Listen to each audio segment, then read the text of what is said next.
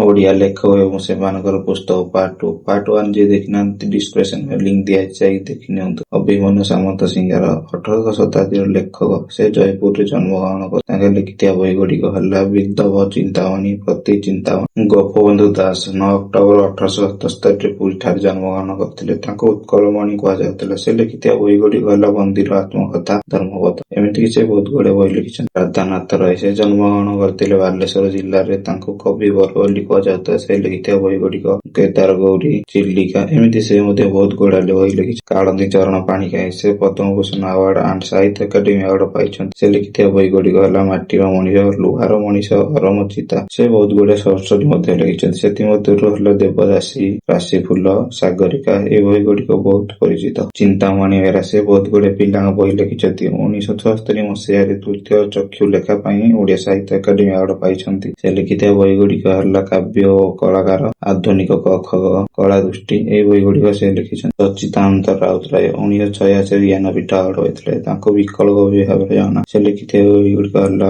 राउत पांडुलिपि